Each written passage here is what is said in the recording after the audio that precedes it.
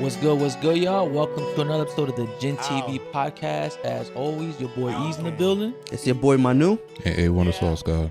And today we got another very special guest. Someone that's, probably having a good year right now, right? We got Godfrey or G-Cams from the Nerve. Yeah. How you doing, bro? Yo, bro, I'm doing good, man. I'm happy to be here. Happy to be on the Brother Podcast. You know what I mean? Just got your COVID shot, right? We just talking about it. Why you put that on? The streets don't need it, though. The streets don't need to know that. I'll just say, if COVID comes in my area, I'm good. All right, you Okay. go. Guy just lost some That's hood what's up. points.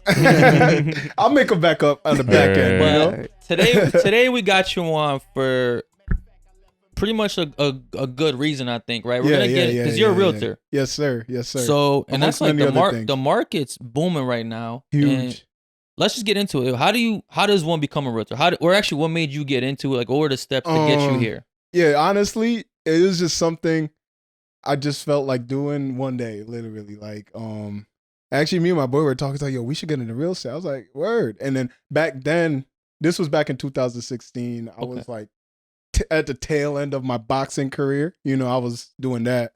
And I was realizing, like, maybe I'm not going to go deep in this game. Like, it's a really tough game. And I don't, like. Is that when Apollo came out? Apollo? The movie, Creed? The Creed. With, well, Michael B. Jordan? I don't know when that came out. I mean, but that wasn't my determining factor or nothing like that. Like, I didn't even watch. I just watched that probably like 2 years ago. Okay. I don't like the boxing movies because I'm mad judgmental. Like, if I'm not convinced that it's real boxing, I don't want to see it. Right. So, you know what I mean? Yeah. So, but anyways, yeah, it was the tail end of my boxing career. And I was like, dang, man, that was a good shot. What next? And my boy's like, yo, we should do real estate. And I was like, we should. And then I got my license. And then probably the biggest reason I'm still doing it is because I remember the teacher in the class when we were taking it, she was like, 80%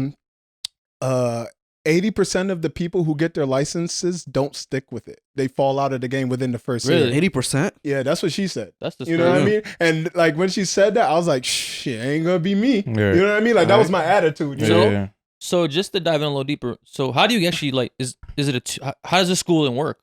Like, where did you go to school? How long did it take? So What's to the get as far as if everything still remains the same, is 60 hours of preliminary classes you have to take before you pass your you have to pass the class test, and then after you pass the class test, then you qualify to take the state test. And the state test is like I think it's like 50 questions. I'm probably wrong, but it's like you get like 50 questions for the federal, and then you get like a subsidized amount for a state, and I think it was like 35. So it's like a 2-part test. Okay. And the federal is like anywhere in, the country. All these questions apply to anywhere in the country. What does that mean? Like real estate in the whole 50 states. Does that mean you can sell houses anywhere in the country? No. Or is it state by It's just state? you have an understanding of real estate. Okay. A basic understanding, and then you have state-specific questions because there's certain laws that are, specific to Connecticut that aren't specific anywhere else. Can your license be used on every other state, or No. is it specific? How many? If you They have get reciprocal states though. Like there's states that I'm pretty sure Massachusetts. Honestly, I don't even know them all. I think New York is one of them, right? For Connecticut. New York might be one of them. I think it's a reciprocal state. Florida, I think too. Yeah, I think Florida's one. Yeah, Florida. And you basically just have to pass like a 50 or 100 question exam. You don't have to go through all the class. You just have to pass an exam, and then you'll get your license. So if you want the laws are basically the same in all these states. Like if you want to sell houses in California because you moved there, right? You'd have to take another test. Yeah, I'd have to like go to go through the schooling and pass this California class, and then take their test to get. You got to your meet their license. prerequisites. You got to meet California's prerequisites. Yeah. Okay, but you wouldn't have to do the 60 hours again, right? I think I would, because whatever their guidelines are to be a real estate agent in that state, I would have to do it as if I don't have my license. Wow, that's because I'm not reciprocal. You get what I'm saying? So you just have to go through it. How much is it to take? How much is the schooling to become? I think I paid I overpaid. I know that much. I went to Naugatuck Valley. I paid like $750 to $800. Yo, so for we'll just round up to, so for $1,000. Yeah. In 60 hours, you can pretty much get a career. Yeah. Yo, I actually know that somebody who recently became a realtor, and she said that to sign as a realtor for I think she signed under Berkshire Hathaway or something. Berkshire Hathaway. Yeah. And she said, like, yo, there's so many other fees that you got, like desk fees. No, but no, that's true.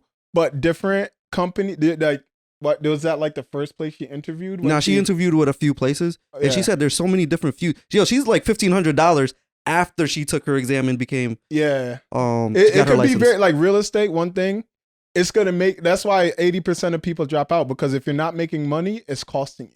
Oh, because you have to every year you gotta reinstate your license. Renew you your gotta license. every 2 years you gotta take classes that costs money. Really? Then you have to renew your license, like $500 something bucks, and then you have to pay realtor dues to your whatever brokerage. Not brokerage, but the your firm, mid-state realtor. They have different like you have Hartford. I mean, not Hartford. You have Greater Hartford Association of Realtors. I was a part of them, and then I switched to Waterbury Realtor Association, and each of these different God, why can't I think of the word? Each of these different associations, I'm sorry, have their own dues that you have to pay. So you have to pay the dues to the association. You have to pay for your license yearly. You have to pay for this thing called the e-key. Have you ever? I don't know. I showed you a couple properties, and sometimes I would like take my phone out and like just have it read the thing and it'll unlock it. Oh yeah. That costs like $300 a month, like annually. Yeah. So you have to pay for that. That's more of a convenience thing, then, right? Or is it? No, but if a house if the realtor lists it and it has that, there's no other way to get in. Oh, yeah. So you need it. You know, if you want to sell that house, you don't have to sell that house, but you know what I mean? And so there's a lot of different things you have to have available to you as a realtor. So there's a lot of expenses associated. There's a lot of expenses. And then, like you said, your friend, she went to Berkshire Hathaway and they charge desk fees, this, that. You know, each company has their own fee. Some companies will charge you for E&O. E&O is called errors and omissions. Basically, like, every realtor's not perfect, and they may like not get a signature they were supposed to get, or they may lose a document they're supposed to have. That's called an error or an omission. Okay. And that's protection you pay into. So if that does happen, you're protected under that, like, by law, errors and omissions. Kind of a realtor's insurance. Yeah, realtor's insurance. Essentially. Yeah, when y'all fuck up, we got you. Basically, exactly what it is. Malpractice. Yeah. That's what that is. So some companies will charge you for that. Some companies will waive that, but charge you elsewhere. Oh, you know what I mean? And then on top of that, when you sell a house, or do any business, your broker takes a percentage of whatever you make. Yep, so you're an independent contractor. You don't have to show up at 9 and go home at 5. You don't have to show up anywhere. But if you want to make money, you got to go sell houses, right? Yeah. And when you sell these houses, you have to be a part of a brokerage. Okay. As a realtor, unless you open up your own. Okay. Is that something that's easy? No, because you now have to get a broker's license. So I don't have that. So you work for somebody. I work for essentially. Okay. So every time I sell a house, he gets a cut of it. All right. So you just pretty much walked us through how to get your license, right? You went to Naugatuck Valley. Yeah. Paid this amount, which to me seems kind of reasonable, honestly, compared to going to college and having to pay $80,000 to work at Target. Like, that's true. But if you don't have, like, for me, like I said, I just woke up and decided I wanted to do real estate. But after I got my license, I didn't do anything for like probably a year. So how long did it take you to get your first house? Oh, my first house, probably like, I want to say I got my first transaction maybe like 9 or 10 months after I got my license. What do you mean by transaction? Which is I was going to tell you, it's a rental. I did a rental, and it was like 40 minutes away from where I live. Like, that's how hungry I was. I was like, I'll drive out there. I'll rent that to you. You know what I mean? But you do what you got to do. I like a lot of realtors that last in the game have connections. Meaning, like, maybe their uncle's a realtor and they get in and then they kind of like groom them and grow them. Okay. Or maybe they know someone who's already in the game and they got like that. I didn't have anybody. Like I said, I just woke up and I decided to do it.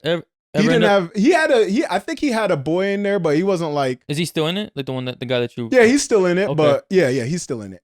So I mean, you said that it took you 9 to 10 months. Why did it take so long? What was the delay? Because I didn't have a pipeline. That's what they call it. A pipeline is like people who are actively looking, or you've sold to in the past and want to do more business. Mm-hmm. Anybody that's really active in the real estate, I didn't know anybody. I was younger. Most of my age group of people were like poor, not there yet. Yeah. They're poor. They were still saving up their money. Maybe they're still in school.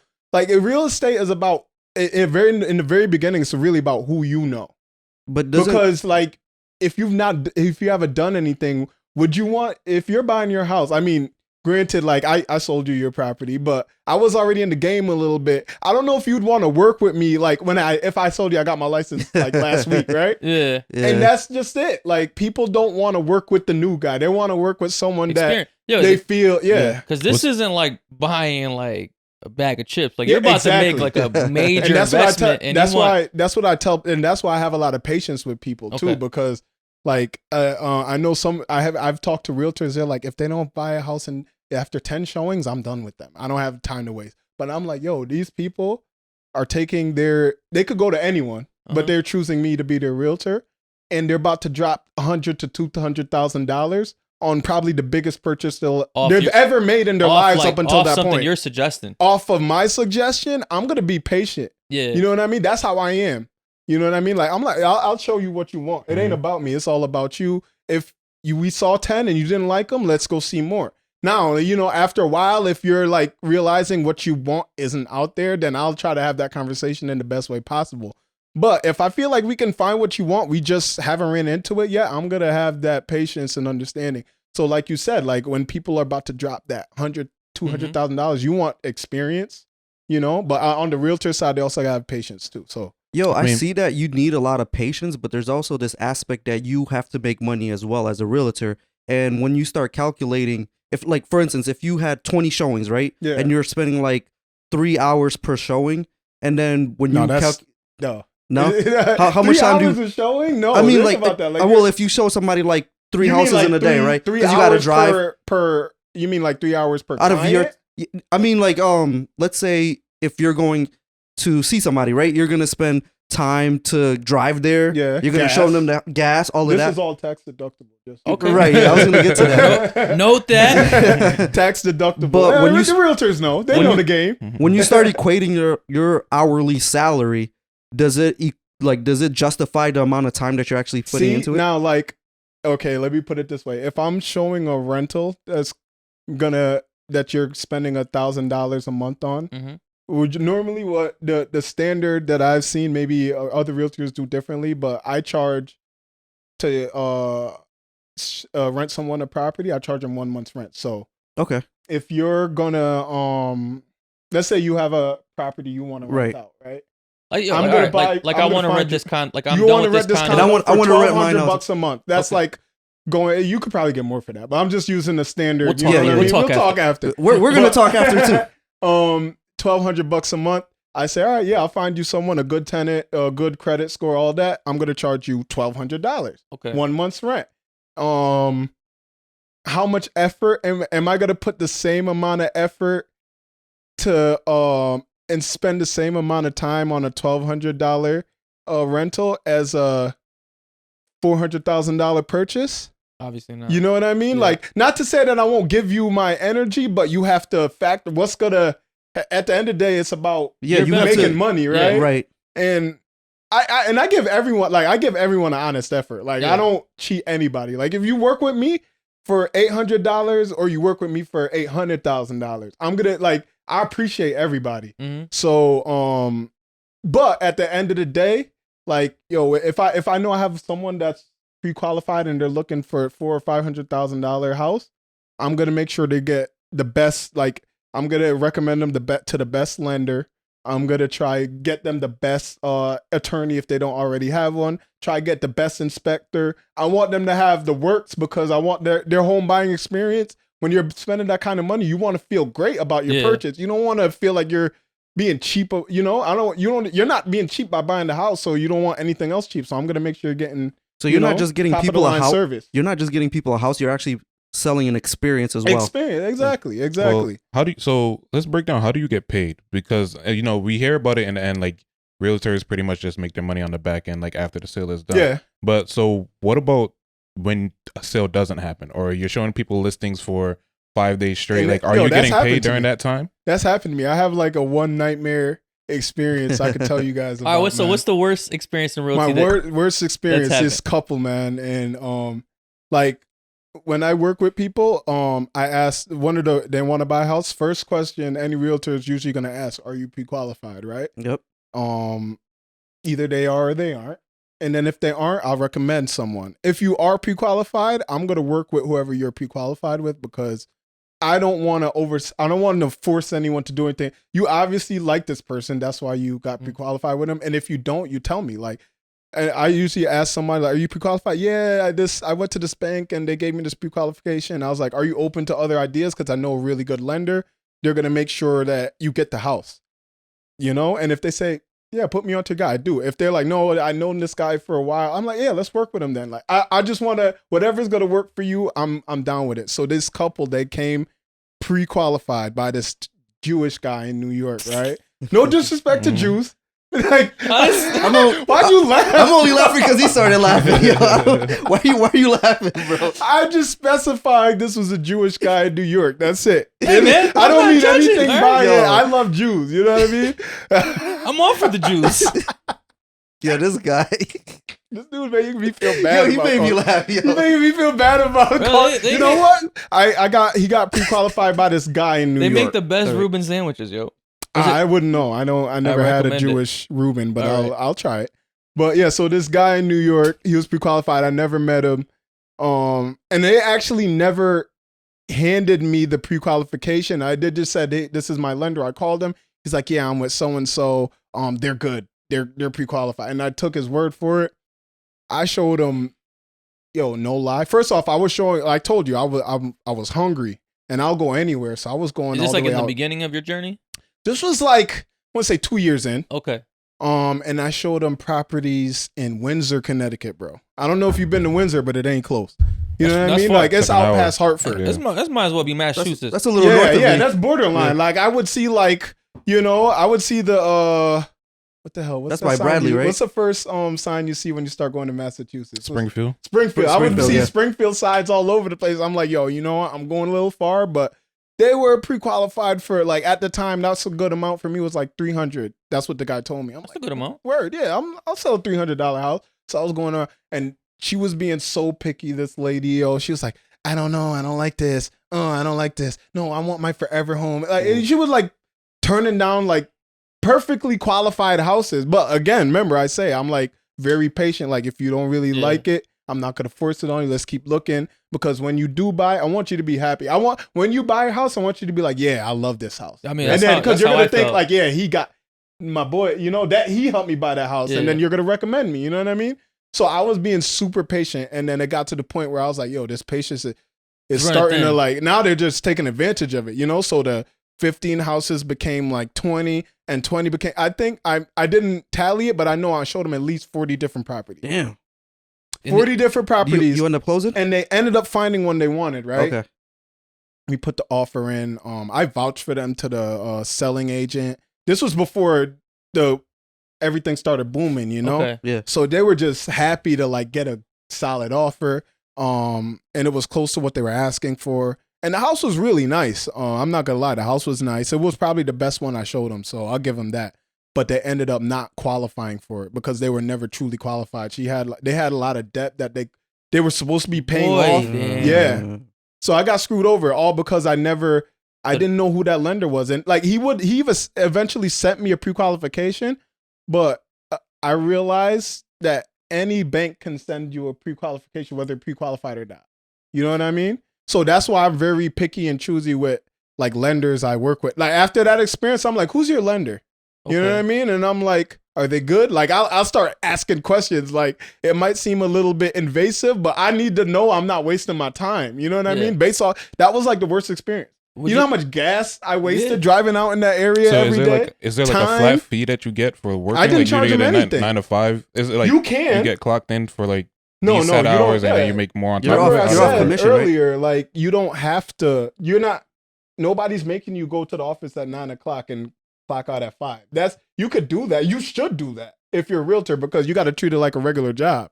Oh, so you would get paid if you went to the office? No, I wouldn't but you're putting in the work. Okay. If you're at the office, you're working, right? So solely your income comes from closing. Straight closing. My broker's not giving me like stipends every month. Like, hey, thanks for coming in. No, like he's like, yo, you sold the house, great. Here, take your check. Okay. You know, so yo, you basically just hung out with these people for like 2 years. I mean, that's what I did. Essentially, like it's a really sucky story. Like I still like to this day get angry thinking about it sometimes. Yo, I would too. Yo, bro, I don't even like going to Windsor anymore because every time I go there, I get flashbacks to these people. Like I don't even want to sell a house in Windsor. He has PTSD. I can't even go to Springfield, bro. Like I gotta take the long way. He's just been walking like through the mall and just like fuck them people. Yo, bro, I think about it, man. Even like I think the wife followed me on Instagram, and I was thinking I should block this chick, but I was like, nah, F that. I want her to see me selling other people's houses. You know what I mean? Yo, never burn your bridges too. Yeah, I mean, who knows? Maybe they'll. My thing is, I'm so triggered by them. Like, even they come back to me, I'm like, y'all gonna waste my time? Or like, if they come back to me, they got to work on my terms. Like, I'm getting you the lender because the lender I know, he's gonna let me know right off the bat. Yeah, they got this, or they don't. Mm-hmm. I'm not gonna be like showing them houses without knowing. Yeah, you know what I mean? To even give them, to even think about. Oh yeah, I was like I said, I was super hungry. I mean, I'm still hungry. Like I still like especially if I know you as if I'm your friend, I'm gonna do the best. Like I want to be like, yo, like Godfrey's cool. You know, like yo, F with him. Because like I don't want to make my friends feel like I don't give them an honest effort. Yeah, you know? Absolutely. If I don't know you. You know what? I'm gonna give you so much because I don't know you. Right. Are you wasting my time or not? You know what I mean? But if I know someone, they're good. Like yo, let's do it. You know what I mean? How long have you been doing it now? Since August of 2016 was when I got my license. Oh, so 5 years. Yeah, 5 years. Yeah. So how many houses have you sold in this throughout your whole journey? Or approximately? Approximately, I'd say probably like maybe 40 or 50, maybe. Damn. Yeah, I'd say 40. What's the most you made like on one house on commission? On commissions, one house, 75. Oh, okay. 100. Oh, damn. I thought it was 75,000. No. Not yet. Like next time you bring the beers. 7,500. That was like a nice property of Woket I sold. That was actually not too long ago. Okay. So she became my friend over the time. She was a lady. Mm-hmm. She was pre-qualified for a good amount by my lender. Okay. You know what I mean? Yeah. Like by my lender. So I already knew I was gonna be patient. You want to shout this lender out, man? Yo, I got a couple. Okay. I don't want to shout one and not the. I got a few lenders. All right. And depending on the type of person you are, I'll direct you to whatever, you know? But anyways, yeah, so I knew she was good and I had patience. She probably looked like 20, 25 houses. Okay. Which is still a lot more than most realtors like to show. That seems like a lot to me, man. Yeah. When she found it, she knew. No, I sold her like 17. Okay. I want to say 17 to 20. But when she found it, she knew it. We did it. Like it was a waste of time. She never got cold feet. She fell in love with the house. She bought it. You know what I mean? Well, that was like me. Yeah, exactly. That's how, like, I tell people, like, if you walk into a house and you're like, I don't know, maybe ain't good enough. You gotta know. When you walked in here, it was like not even 5 minutes, bro. Like 2 minutes. He was like, "This is it." I was like, "Let's do it." So for a lot of people that don't know, you actually were my realtor, and like the main reason I did choose you. Yeah, I don't even. It's like I've been here for like a year now, a year and some change. No, you've been here longer than that, bro. Have I? I feel like you've been here like 2 years. It's about to be two. About to be two. Oh, it's about to be next in the fall. Okay. But I always, my thing is like I always like try to support people I know. You feel me? Yeah. As soon as I was ready for one, I remember you showed me one before, and I walked in. It was decent, but I didn't feel it. Yeah. Yo, but I remember when you showed me this one, I think I literally did like a 30-second walk by. I'm like, yeah, yo, let's get like, who do we call? And I told you, like, I don't know if you remember me saying it, but I was like, yo, if you walk in there and you ain't 100%, don't. That I've learned that throughout, like, because even like think about it, if you're never 100%, eventually you're gonna see something better. True. But I feel like you're never 100%. Even if you buy something and you weren't 100% about it, after you close, you're gonna see something pop up. Damn, I'm 100% about this one, but I'm already stuck in this one. But no, now you have this. Even there, I'm not saying better condos in terms like there's probably condos that popped up have more square footage or this and that. Yeah. But you were happy here no matter what. You know what I mean? And not regretting my decision. Exactly. Exactly. I pulled up. I'm like, damn, man, it's nice, man. I'm still thinking about buying something over here. I like these condos. We're appreciated. Yeah. I think that to kind of backtrack a little bit. So you said that you sold about 40 houses and at maximum of 7,500. Do you feel like the job is quite lucrative or? Good question. It is once you start building that pipeline that I was talking about. You know what I mean? Like my first year, I probably did like,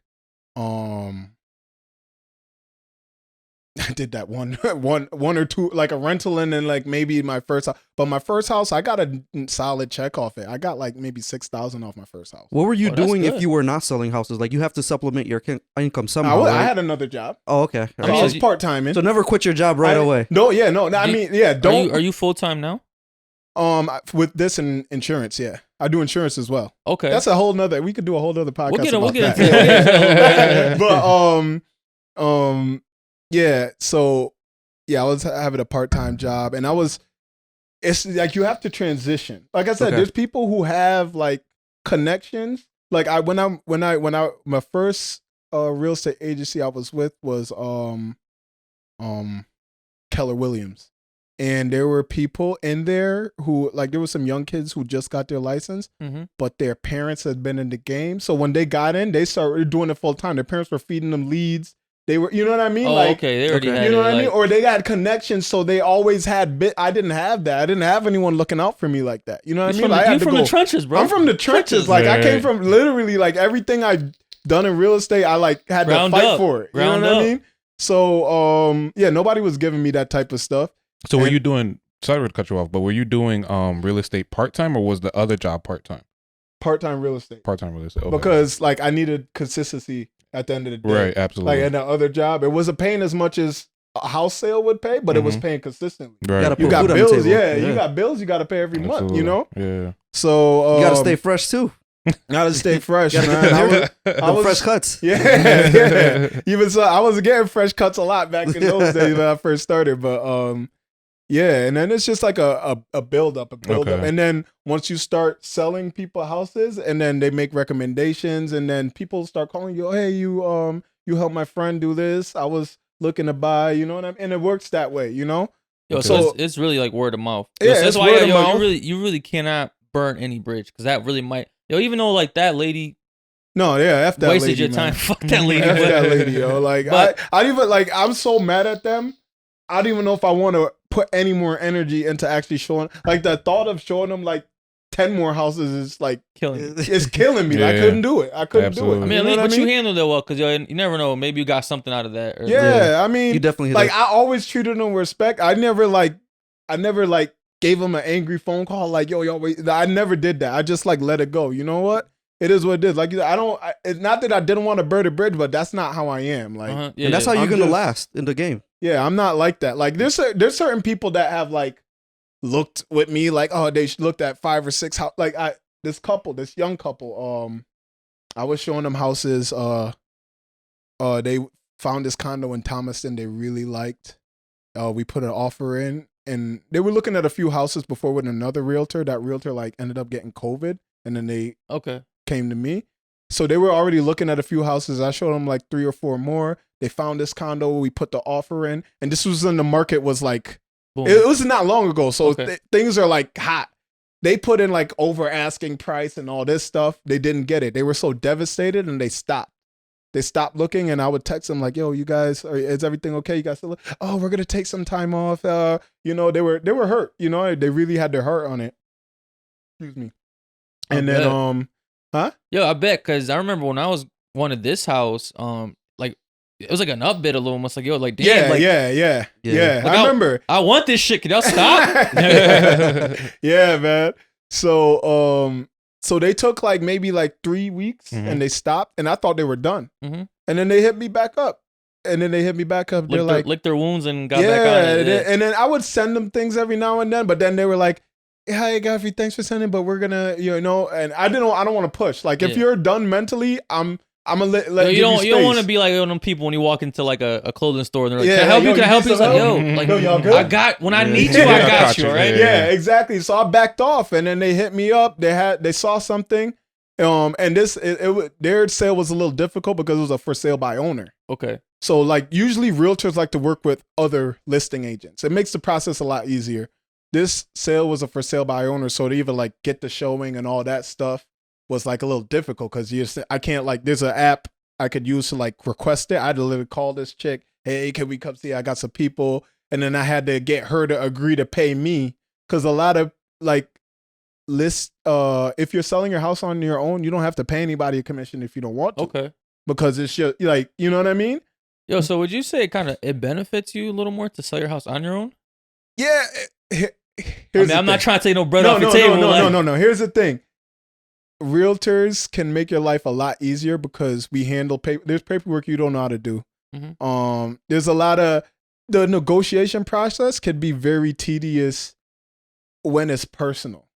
Okay. Like if you put in an offer through me and I deal with another realtor, it takes the cattiness and the, like like you ever try to buy a car from somebody and it's like, yo, I want 2,000 for it. Yo, I'll give you 1,500. Nah, bro. Like you lowballing me. Like it takes all that direct. Okay. You know what I mean? Like, so even though you might be lowballing. Less confrontational. Yeah, less confrontational. It brings some professionalism to the bidding. And then there's a lot of paperwork and things that you have to do with, like, we're like the middleman of a transaction. Okay. So we make sure anything with the attorney gets done, anything with the lender gets done. Like there's a lot of different moving pieces to a transaction that a realtor is just like a one-stop shop. Yo, is there a set percentage that you get per house? Does it always vary? No, it always varies. It always varies. Does it vary on you or the people? It depends. Like I could list a house. I could make you could list. I think the general listing agreement is like 5%.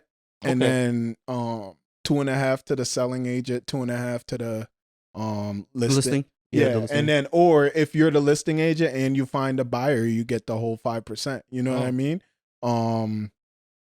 But they would have to work with another realtor or your broker. They would have to work with your broker because I can't, if I'm selling a house, I can't work with the buyer and the seller. That's conflict of interest. Like you get what I'm saying? So they'll assign another realtor in your office, or the broker of the office will take one and you'll take the other. That way it's like a little fair. Okay. You know what I mean? That way because you can manipulate, if you're for the seller, you can manipulate that and make sure, like you say, yo, I'll offer him 7,000, and you could be like, honestly, you need to offer that. Whatever. You know what I mean? Like, so it takes that out of there. So, but what, I felt like I strayed away. Oh no! We're asking like, is there a set guide? No, there's no set guide. It's agreement between the realtor and the client. Okay. So I've dealt with people who like, I've listed a property for 6%. I've listed property 5%. There's some stickler people, like they want to sell their houses on their own. I'm like, yo, listen, I could take all that red tape and stuff out of your life. I'll list it for if someone's their going rate is 5%, I'll do 4.5. Just to take it off. Right. You can, it's negotiable. Yeah. It's negotiable. So realistically speaking, within your first year, for a new realtor, what could they expect to make within that first year? I feel like I said, it depends on what position. You could expect to make nothing realistic. You sold one house and rented out one property, right? Yeah, I didn't make anything. Like I honestly, like, I don't consider that my first year. That was just like a waiting period, man. And that was your year abroad? Like you were just... Yeah. I was studying abroad. Yeah, for sure. And then, it's slowly built, but each year you do a little better. You know what I mean? As you grow and you get better at what you do and more people, you've worked with more people, your name goes out there. Have you ever seen anybody sell like $1 million house and just like really get that big paycheck? Yo, I remember like a couple of years ago, this girl in our thing got like a $10,000 check. I forgot what she sold. I don't think it was $1 million. No, I'm saying like they sell $1 million house and they, what is it, 3%? It could be 2.5 to 3%, or even 5%. So that's 50,000 right there. Yeah, yo, that's life changing. I honestly, like, that's one of my goals. In the next couple months, is start really attacking like larger homes. You gotta like, go to Greenwich, man. Yeah, like not even like, it's just like there's people out there like they don't want to pay. Like when you have like $1 million house, you feel some kind of way giving. In your mind, you're giving away 50,000. Yeah, you know what I mean. Yeah, but at that level, you got to start bringing. You can't just do your basic realtor stuff. You got to like give them that works. Like, yo, we're gonna list your property. I'm gonna advertise it and here, this and that, everything. Like, you know, you got to basically. It's like a total package. For yeah, you got to give them that full package. But I want to situate myself. Like, I don't want to go there like, yeah, I'm gonna list your house and happy endings on MLS. Yeah. You know, like every realtor is gonna do that. I'm trying to make myself unique. Like, what am I gonna bring to the table that's really gonna get this guy you gotta stand to out work too. with me? You know what I mean? Like, what am I doing extra that another realtor is not gonna do or wouldn't do? Or you gotta be like, especially now with social media and everything, you gotta be real creative. Like, you even create a commercial for that. Like at that level, you create a full commercial, do walkthroughs, virtual tours with the drones, have drone pictures, you know, stuff like that. Like, you gotta bring a total package, but you're not like, you know, like a realtor that just got their license ain't gonna be doing that type of stuff. You know, you gotta put money behind yourself to get the money. You gotta invest. You gotta invest. It's about investing. So I'm like really, I'm at the point where I'm like trying to position myself to start going after those bigger fish. You know. I mean, you gotta have a bigger reel for that. Absolutely. You know? Have you considered ever like moving to like one of these places where the housing market is a lot more expensive, like California, New York? I thought about certain things. Like I have my sister who lives out in DC, and I know the market out there. The market been hot. Mm-hmm. Like I don't think it's never not been hot. You know, just because it's like a centrally located, like it's the capital of the country. You know. Yeah.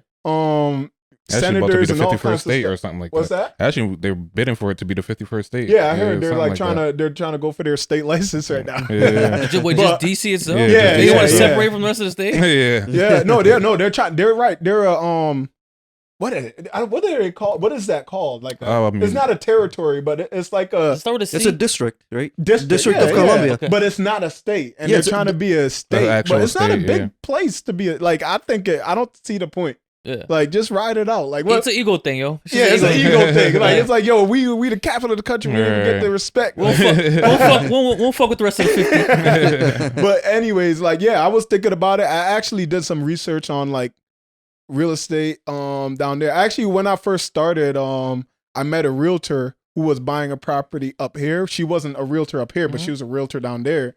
She was telling me like she don't even do a lot of business. She says she does like maybe like 3 or 4 transactions a year. That's good because the money is so good out there. Okay. You know what I mean? Even New York, it's like it's really good, but it's like there's so many realtors and such little inventory. So it's saturated, you know? So before you even go into these places, you gotta know what you're getting into. Right. Absolutely. You know what I mean? You gotta do your research. I mean, the competition must be crazy. Yeah. I mean, like everyone, like it's so like it's when you boil it down, it's not hard to become a realtor. It's hard to be a successcal realtor. I mean, like, you know what I mean? Like just from money wise, like I don't. It doesn't seem like you said, like you do the 60 hours. You go to community college. Yeah. You pay a couple stacks. And like I said, I overpaid. If I had I didn't know anything, I could have went to the association and did the classes straight through the board. You know, through the Waterbury board for less. How much was it through the straight through the board? When I asked it was like $525. I could have saved a couple $100. You know. But I did Nordic Valley because that's what I knew. You know, I didn't know anything else. I mean, I do watch like the show $1 Million Listings, and they had like another YouTube series as well where like they're selling like a few $1 million houses, and I'm always wondering like the realtors going around showing these people the property, and I'm like, this guy's living lavish. The realtor is living lavish off of some of these.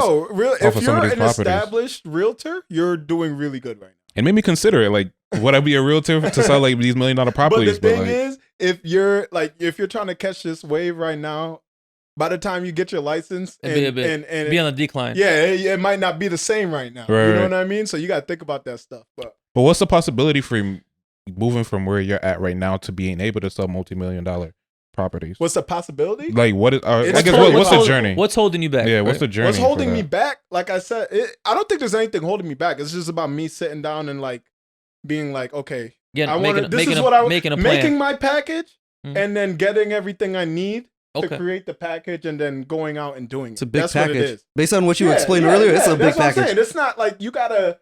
Like I said, everyone wants to get that $1 million listing, but Yo, just push it a little closer. oh, sorry, yeah. Everyone wants to get that $1 million listing, but you got to think, what are you doing differently? And they're getting phone calls. These, once they list $1 million house, they're getting all kinds of realtors calling them. Yeah. Like, yo, I want to. They're getting chased. Yeah, they're getting chased because everyone wants that commission. So what am I gonna do to really make this guy say, yeah, I'll give him a shot? You know what I mean? And it's just gonna take more than me like, hey, I'm a great guy, you know. It's gonna take more than that, you know. Like what? Yeah, that's nice and all, but what are you gonna do to sell my house that I can't do for myself? Right. Yo, You know, because you got to think you gotta, these dudes you gotta have the look, yo. You gotta have that like that tan trench coat and the Chelsea boots. Listen, you know what I'm gonna do? I'm gonna rent me a M3, or I'm gonna rent me something nice. Pull up, knock on the door with my blazer on, with my cousin's Jeep. Like, hey, listen, I see you got your bro. house Like me personally, I would not trust any realtor without Chelsea boots. Like you gotta have the Chelsea boots. Yo, you see? That actually brings me to a question: how much does your car actually matter when you're a realtor? I mean, at my level, not much. That doesn't matter. Not much because Even 5 years in. But I mean, I'm a ride. My car, I'm not giving it. No matter how much money I make, I paid too much into it to just throw it away. You know what I mean? Right. But like, no, at the bottom level, I don't think it matters that much. You know, like you obviously need a car. I think I know what you're saying. Like when you pull up to that $1 million house. Yeah, like, but that's what I'm saying. Like now, so once you start going up, you got to look the part. Because there's a stigma behind that. Like what you drive justifies how well you're doing. Yeah, and the real. I agree. Okay, I agree. On the flip side, I feel like there's also the stigma. Like we hear that the housing market is pretty racist in the sense where they don't give black people the same opportunity as white people in terms of like a seller, a homeowner.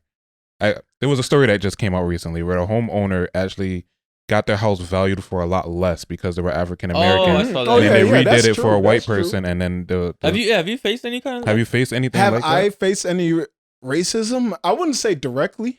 I've been in situations and talked to people, and like, I don't want to talk bad about real estate or anything, but I know there's racism in everything. Yeah, pretty much everywhere. And there's racism in real estate. I saw a video where this real estate agent was showing this couple a house, right, in a very nice neighborhood, and he just went like kind of just regular guy, just like you, right? Yeah. And they called the cops on him because they didn't recognize who he was. Like, this black guy's trying to break it. Then like another realtor was like, a white guy was like, I just showed a house there in sweatpants, and nobody called the cops on me. I've had some real estate agents say some slick stuff, not like directed at me, but just like, yo, are you really saying that to me right now? Okay. Like, you know what I mean? Like, you know I'm black, right? They're talking like, they'll say, this one lady, I won't say her name, but say it. No. She was what the hell was she saying? She was saying some super racist, and then she's like, and I'm not a racist, you know, like, and they always if you start a sentence like that, she's like, you already know it's coming. Believe me, I'm not a racist. I fucked a black guy in '88. I voted for Obama. And I'm like, yeah, sure. I voted for Obama. Yeah. Twice. 2 terms. I have a ton of black friends. My kids have black. They have their black friends. They come over the house, and I'm like, why? When you start trying to prove rationalize shit, right? I drive a black car. Yeah, exactly. So even being African American on the customer side, do you feel that customers give you a fair shot as they would like your white counterpart? Not all of them, but some of them. Okay. Yeah, like the couple that I told you that they stayed back for a while, and I ended up selling them a property. They were white. Okay. And they actually they were like, oh my God, we love you. You have to come over for dinner when we set up and you know, like we have a daughter. Cool. They sound like swingers to me. That's some swinging shit. They want you over for other reasons, bro. Nah, man. She was like, no. She was like, you and your girl, you guys should come over. So that should be a swinger thing too. That could be a swinger thing. You're right. I didn't even think about that. The deal is sealed. But the point is, how bad do you want to sell the house, Godfrey? Either way. Even if they were swingers, they still F with me enough to close the property. Oh, so they do fuck with you. Yeah. I bet they fuck with you. That brings me to a good point. Like, would you do anything to seal the deal? Yo, where do you draw the let me line, tell man? you something. Good question. Like, I've shown like some rentals. I remember I showed this rental and this girl, she came to look at it and I was like, this girl doesn't seem like she really cares. Mm-hmm. You know? She came to look at the rental. She's like, yeah, that's nice. That's nice. And I'm showing her around. And then it got really weird for a second. Like she was just standing there and I was just standing there. And I was like, yo, does she want me to like fuck her? try something right now? But one thing I think I seen that on Pornhub before. Right? Yo, I seen the script. Exactly. I seen the script. Was there a couch? No, it was empty. Realtor fucks Empty, young but petite. At the end of the day, do you need a couch? You know what I mean? When it comes to that stuff, we make anything work, right? Right. But the point is, we make a way. But the point is, no, I don't. Like, when it comes to real estate, I want people to know, like, How did that story end? He's willing to go the extra mile, yo. No, I don't ever cross that line. Ever. I've had, like, you know, girls think I'm cute or whatever and stuff. But yo, I'm here to sell a house, like because this is professional. My career, you know what I mean? Like, you don't want to tarnish your image. Any like, because I've heard rumors about other realtors, like older realtors, like, oh, he's this and that, and I'm like, yo, I don't want anybody talking about me like that. Yeah, you don't want that. So I just stay like super. I try to be as professional as possible. I'm cool, but if you try to take it to another's place, I'm not gonna let it go. Okay. You know what I mean? I'm not gonna let it go there. Even if I like deep down I want to, I gotta think like, yo, this ain't a game for me. You know what I mean? Like that's real professional respect. Yeah. Yo, so I gotta well, I know the process, right? But there's a lot of our viewers are maybe in the process of getting a house that they want. Are they interested? So what are like for someone right now, right? They just wake up one day and say, yo, I want to buy a house or buy a condo. Yeah. Walk them through the steps they need to do to get their first property. Okay. So before you do anything, you got to check your credit score. You know what I mean? Is there a certain credit score like that you say like, all right, once you hit here, you're kind of in the good? Every lender will tell you, oh, we qualify people as low as 580, but I don't want to work with you if you got 580. Okay. Because chances are like you got like a lot of things. There's a lot of hoops you probably got to jump through. You got to pay this off. You got to, you know, like you got to do a lot of things. I personally, if you come to me with a 630 and up credit score. Okay, it's kind of decent. That's decent, you know? 630 and I don't ask people how much their money they have, but I tell them if you got between $7,000 to $10,000, I could get you something. Okay. Saved. You know what I mean? So the first two steps, right, is try to have a 630 credit score around. Try to have a 630 credit score and have at least 10K. Okay. 10K is more than enough. All right. 10K is more if you're trying to buy like your first house, you're not spending like 100 and you're not spending like 250. You're probably spending like 160, 180. Okay. 10,000 is now. Would that be with like a first time home buyer? Because I know there's like 3% or something like that. 3.5% is the FHA. Okay. And then if you're a first time home buyer, there's special programs where you could get down payment assistance and so on and so forth. Actually, Biden is actually passing a bill right now recently. I think it's like 25,000. Yeah, like 25,000. All right, we'll get into that. But all right, so that's the first. You know, you're teaching me something. I didn't even hear that.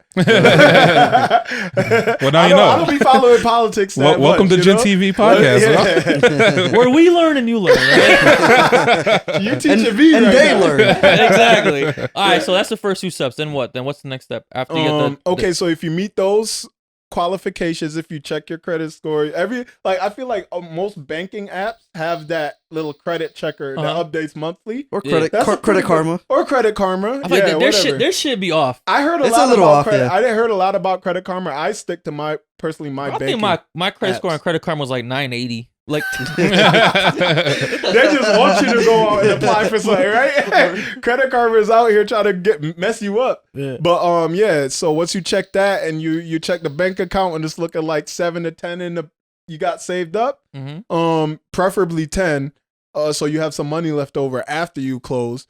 Then you go get pre-qualified with a lender. I could talk to you about that if you're interested. We'll leave that in the description. All that stuff. Yeah. And then you get pre-qualified. Then you find out what your price range is. Okay. Now you find out what your price range is. You try contact a realtor if you don't have one yet, and then start looking at properties. You know. Could you explain that a little bit? Because in my mind, I'm thinking you would save up enough so that way you can have a price range. But it sounds like you're coming up with it and like in the reverse side. Like pretty much. No, how you know? How would you know your price range off of $10,000? That's where I'm thinking. Like I'm thinking, like okay, I see a $200,000 house. Oh, 200. Okay, I get so what then you're I'll be able like, to get a $10,000 will get you a house comfortably up to 100. Okay, that's a good range for your first house. Yeah. Good okay. range. Yeah. I didn't know that. See, I had no idea. I thought it was the opposite way around. Like I have to save up to this down payment. Once you found out how much you want to spend, then you want right. Then you save up the percent. I try to back calculate how much I had so I could put 20% down. Mm-hmm. So like that, I could say, all right, well, if it's 20%, I say $10,000 because around here, you could $180,000 house is going to be more than enough for what you like. If for a first time home buyer, $100,000 should get you like a 3-bedroom with a basement, full basement, you know, and a garage. Okay. You should be able to get all that. That's what everyone. That's a bet. You want at least a 1-car garage. You want basement and you want 3 bedrooms and 1.5 bathrooms. $180,000 could get. All right, so we got up. All right, after that, is there anything else? Like, just find you at this point? Contact me. Link in the bio. And then we'll start showing you some properties. First off, after you get pre-qualified, you gotta think about what you want. Like, there's different types of properties. I have my recommendations, but everyone who has what they want, what I might recommend might not be what you want. All right. Like a condo's perfect for you, right? Mm-hmm. Like, yo, I live in a condo right now. I love it. Like all you have to do is really worry about the inside of your house, really. Yeah. You know what I mean? And those HOA fees. And then assessment fees. But you're paying for that. Yeah, you're paying for that. That's included. That factors into your ability to make your payments, monthly payments. Your mortgage. That's the homeowners association fees. That's what the HOA is. That is a fee you will pay a condo monthly. Okay. For you that don't know. For everything maintenance wise on the exterior of your condo. So like snow plowing, landscaping, any repairs that need to be made, any roofing work, any of that stuff. Like on the exterior of the property. My deck got fixed because I paid, I didn't have to pay anything for my deck when it was broke because you pay in condo association fees. Okay. Yeah. So with you being there's listings that you can't see or that the general public can't see, and yet that you are able to see. Have you ever considered becoming like a real estate investor? Or you talking about wholesale invest? Is it wholesale? No, you mean like different buying forms. properties? Yeah, buying properties. There's so many ways to invest in real estate. You could flip, like, you could wholesale. The wholesaling thing, I heard about it. It works for. I know some people who've done it. I don't really want to go that route. It seems like a lot. It seems a little messy. Yeah, it seems messy, and you don't really need a real estate license to do it. So like, like to hold because you're like promising to buy a house. And then you're promising someone to find a house for them to buy, and you're basically the middleman. Pretty much doing a lot of, you know, it's a lot of moving parts. I don't really like it. See, like you said, messy is the word. Yeah, when I heard about that, it seemed a little messy. Really messy. I'm not like really for it, but as far as like buying properties and like renting them out or maybe fixing them but selling them, because you do get listings before they hit like market I'm, and on the MLS, as soon as something hits, like I'm gonna know about it. You know what I mean? Mm-hmm. So yeah, I have that advantage. I have access to foreclosures, so on and so forth. So like, there's an advantage there, and that's something I definitely want to get into. But I'm not in the position to start going that route yet. I'm still stacking my money. Still stacking my money. You know what I mean? Makes sense, yeah. All right. And then you had mentioned something about loans before. So I think there's 2 types of loans traditionally. Like there's many different types. What are like the 2? I think isn't there 2 loans that are kind of like the main ones? The main ones most people are gonna run into are FHA and conventional. And what's the difference between the 2? FHA is like a federally funded program, which gives you a lower down payment. But people are a lot of people use that.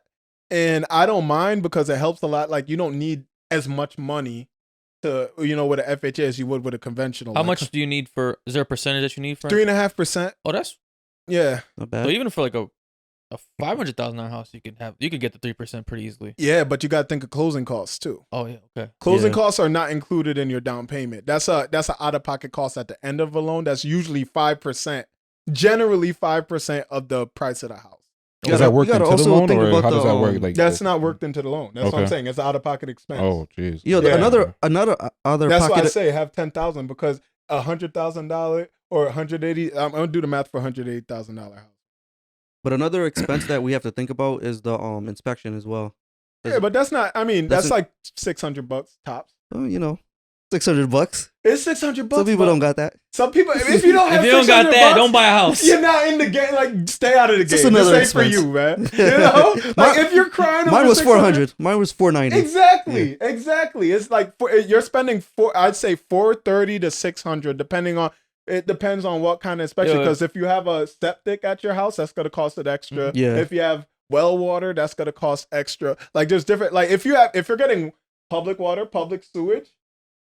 If you're living in a condo, honestly, you're paying the minimum amount because you don't have to inspect outside. Yeah, right, yeah. that's You true, just got to come in here and inspect the inside. So you're just paying. So for basically, low. if that $400 is breaking the bank, like this if house is shit. I know people that'll walk away like, what? I gotta pay this up Yeah, front. like if I find that you're having issues with a inspection cost, I like maybe this ain't for you. You know, maybe you're not ready.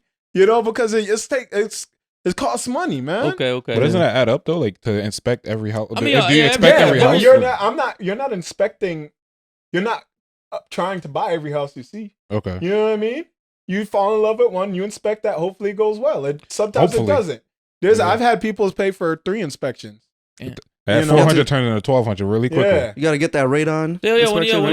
When you find the house that you really like, that's when you get the one inspected. Yeah. All right, Because so at that point, it's gonna be worth it. Right. Like if you really like it and you inspect it, and the inspection comes up with a lot of issues, you saved yourself a lot of money in the long run because now you're not buying a house with a lot of issues. Can you still buy it though? Can you buy it at a discounted price?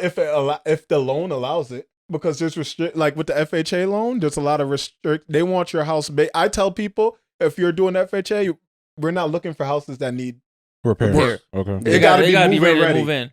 You know, I don't want to waste my time. So, I get a lot of people, especially when they're first getting into the game. You know, I just want something I could fix up. Like, nah, leave me alone. You know what I mean? Go look on your own because I don't want to go through that. Because if you're looking for something you want to work on, you better have the money. You know what I mean? True. Because it's going to cost you more to buy a house that needs work than it will. Flipping is not as easy as people make it seem or think. Yeah. All right, so with that loan, it's a lower down cost, but there's more restrictions in a way, right? Yeah. So how's the conventional loan work? There's conventional 5, 10, and 20%, I believe. Okay. So you're basically there's less restrictions, but you come out of pocket a little more. Okay. You know? What's the benefits to that versus the FHA? Just I guess if you want to flip a house, that's probably the one you take, right? Yeah. Okay. Yeah. If you want to flip a house, conventional is the way to go, or cash. You know, there's some people who can, straight up buy a house. You bankroll a house. Yeah. Yo, I'm telling you, the lady who bought that $400,000, you know how much she came out of pocket? How much? Between closing costs and everything? I want to say $90,000. Damn. No. Yeah. Have you ever seen anybody buy a house like straight cash, like the whole house? Yeah. Really? Wow. It was actually not too far into my it was probably like maybe the 5th or 6th house I ever sold. It was in Torrington. This dude it was a crazy situation. This military dude who was stationed in Texas wanted to buy a house for him and his wife. He was looking virtually, so I literally go in there and like do FaceTime and show him the house like that. Mm-hmm. And he found a house he liked. He sent his wife up there to get a look at it. She looked at it. She was like, "Yeah, let's do it." The house. We found the house on Saturday. Put the offer in on Sunday. Got accepted. Put everything to the attorneys on Monday. Closed on Friday. Damn. Fastest turnaround. I'll never do a deal like that ever again. Why? Straight cash. It didn't benefit you, or no? Because that was just. I'll never beat that. That was a record-setting thing for me. As far as you want more of those. I want more of those, but I know I'll never get that. Oh, okay. But yeah, he spent like I think he spent 180. Oh, yeah, and he wired it. It was closed. Yeah, and because the reason why it went so fast is because he was military. The attorneys really control. Once you have the cash, the attorneys control when you can close because they have to schedule everything. I think there's military loans, right? They're VA loans and so on and so forth. But he didn't do that. He didn't need it. He had the cash. He was a baller. He was a baller. Yeah, he bought that crib, like wired 180 to the attorney. That was late. I met the dude like a week or two later when they were like moving in, and I went over there just to say thank you for And hey, how you doing, man? It was a super crazy. That was a crazy situation. How did you guys connect? If he lives in Texas. Yo, good question. How did I connect with that dude? I wasn't there. I don't know. Yo, I think he messaged me on like I think he messaged me on like not Realtor, Zillow. Okay. Like, cause there's a way agents can get messages, and he just like at the time I think I was paying for Zillow. You could pay to like put your name out there, and he messaged me like, hey, I'm interested in this house. I showed the one he messaged me on. We didn't end up buying, but I showed him a couple more. You know what I mean? Okay. So it's that kind of thing. That's pretty dope. So before we wrap this up, do you have any keys or like any just knowledge to pass on to first time home buyers? Like what's something that you see like some often rookie mistakes when people are looking for a home? Or some over expectations that they have for purchasing a home. Stop looking for things that need work and trying to save money. Okay. That's my biggest advice. Just buy something you can move into. You know what I mean? Like, cause you're caught you want most first time home buyers want that FHA program because it's so low, so low cost. So much minimum out of pocket cost, but they require so many guidelines. You can't have peeling paint. You can't have any wooden rot. The roof has to be in decent condition, so on and so forth. You're not finding a fixer upper like that. So just get you a house find a house that looks good and you can move into and let your kids play and don't have to worry about. All right. Yeah, that's the biggest thing I would say. Well, just wrap your mind around that, and then everything becomes a lot easier. Okay. Because I spend a lot, like, I'll work with you if you're talking like that, but I have to train your mind to let that go.